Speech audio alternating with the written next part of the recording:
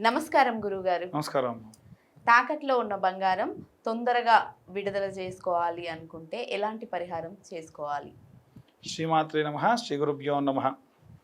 మనకు సాధారణంగా అసలు బంగారం తాకట్టు పెట్టేటువంటి పరిస్థితి వచ్చింది అని అనుకోండి, అది ఎట్టి పరిస్థితుల్లో మంగళవారం నాడు మాత్రము చేయకూడదు.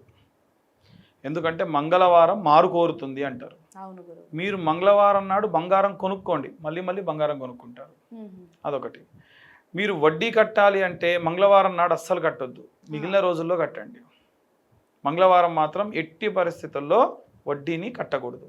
అలాగే మీరు బంగారం కొనుక్కోవాలి అన్నప్పుడు ఒక నియమం పాటించండి. మంగళవారం నాడు కొనండి, మీ బిల్ టోటల్గా 8,000 అయింది అనుకోండి, ఇంకొక రూపాయి యాడ్ చేయండి. 8 + 1 9. మళ్ళీ మళ్ళీ మీరు అది కొంటారు. ఓకే గురు. లేదు మీరు ఏదైనా ఇక బంగారం అంతా క్లోజ్ చేయాలి, మేము అప్పు తీర్చేసేసి తీసుకొని ఇంటికి తీసుకురావాలి, అది మంగళవారం నాడు చేయండి ఆ పని. ఇక అప్పులన్నీ తీరుతూ వస్తాయి చిన్నగా చిన్నగా చిన్నగా. ఉదాహరణకు అసలు ఇదే కాదండి, మీ దగ్గర నుంచి డబ్బులు తీసుకున్నాడు ఎవరైనా అనుకోండి, అతను డబ్బులు ఇవ్వట్లేదు. ఒక పని చేయండి, వెళ్ళి ప్రతి మంగళవారం ఏం చేయండి, వెళ్ళి ఆయన దగ్గర నుంచి 100-200 తీసుకురండి, లేదా ఒక 1000 రూపాయలు తీసుకోండి.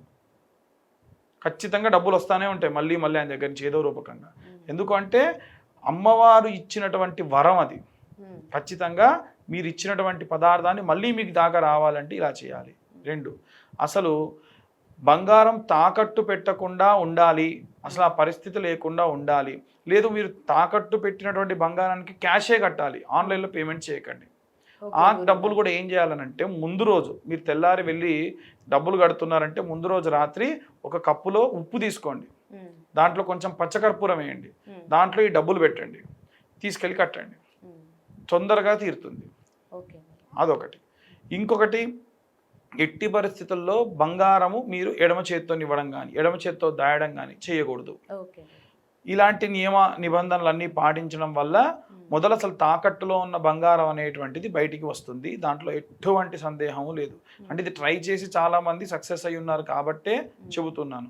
తెచ్చినటువంటి బంగారాన్ని కూడా మళ్ళీ మనం దాచేప్పుడు ఉప్పు కాకుండా పచ్చకర్పూరంలో దాయడం మంచిది. ఎక్కడైతే సుగంధ ద్రవ్యాలు ఉంటాయో, ఎక్కడైతే ప్రశాంతంగా ఉంటుందో అక్కడ అమ్మవారు చాలా ఆనందంగా నివసిస్తుంది.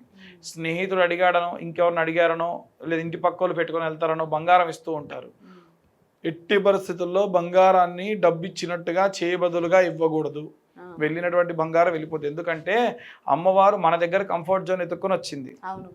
అలా ఇస్తే నీ దగ్గర కంఫర్ట్ జోన్ ఎత్తుక్కుంటే అక్కడికి ఇస్తావా అని చెప్పేసి వెళ్ళిపోతుంది. అలా వెళ్ళిపోయిన అమ్మవారిని తీసుకొచ్చేవాడు ఎవరు అనంటే ఆయనే కుబేరుడు. కాబట్టి కుబేరుడి రాజ్యం పేరేంటో తెలుసా అండి? అలకాపురి. అమ్మవారు అలిగే రాజ్యానికి ఆయన అధిపతి. కాబట్టి అమ్మవారిని అయ్యో పోనీ అమ్మ పాపం అని చెప్పి పంపించేస్తాడు. కాబట్టి అలా ఒక బంగారమే కాదు, ఏదైనా సరే మీరు పరహస్తగత ద్రవ్య పునఃప్రాప్త్యర్థం కుబేర హవనాంచ కరిష్యే. కాబట్టి ఉత్తరం వైపుకు తిరిగి ప్రతి మంత్రము ఉంటుంది, కుబేర మంత్రం చెప్పినప్పుడల్లా కనురెప్ప కొట్టకుండా హోమంలో ఆ హవిస్సు వేయాలి. అలా వేయడం వల్ల కూడా తాకట్లో ఉన్న బంగారం కానీ డబ్బు కానీ శీఘ్రం మళ్ళీ మీ దాకా తిరిగి వస్తుంది. ఖచ్చితంగా అమ్మవారికి సంబంధించి కనకదార స్తోత్రం అనేటువంటి మంత్రం ఉంటుంది. ఈ మంత్రాన్ని మనకు కుంకుమలో కాస్త పచ్చకర్పూరం కలిపి, అదే మన ఇంట్లో ఒక గౌరమ్మను పెట్టుకొని 21 రోజుల పాటు ఆ కనకదార స్తోత్రాన్ని ఒక శుక్రవారం ప్రారంభించి కంటిన్యూగా చేయడం వల్ల, ఆ కుంకుమని రోజు ధరించడం వల్ల, అంటే అమ్మవారి కుంకుమార్చన చేశాం కదా, అది తాకకూడదని ఏం లేదండి, రోజు అదే కుంకుమ పెట్టుకొని వెళ్ళాలి. ఇలా చేయడం వల్ల కూడా ఖచ్చితంగా ఆ యొక్క తాకట్టులో ఉన్న బంగారం తిరిగి రావచ్చు.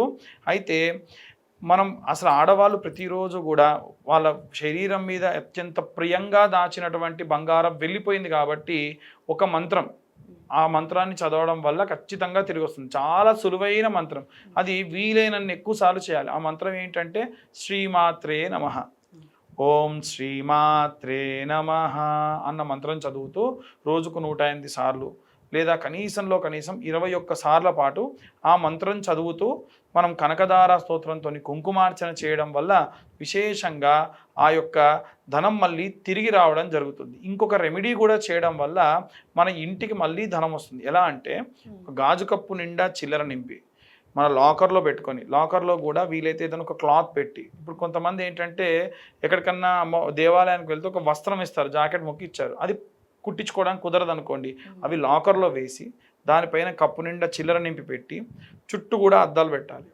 ఎందుకంటే మామూలుగానే అద్దం చూస్తే అమ్మవారు మామూలు ఆడవాళ్ళంతా అలంకారం చేసుకుంటారు, అమ్మవారు కూడా అలంకార ప్రియురాలు. అలా అలంకారం చేసుకుంటూ అక్కడ తిష్ట వేసుకొని కూర్చుంటుంది కాబట్టి ఎక్కడైతే ఆ ధనం పెడతారో అక్కడ కర్పూరము, జువాది ఇలాంటివన్నీ కూడా పెట్టాలి. మొన్న ఒక ఆయన ఫోన్ చేశారు, పంతులు గారు కర్పూరం పెట్టమంటారు, వెలిగించమంటారా అంటాడు.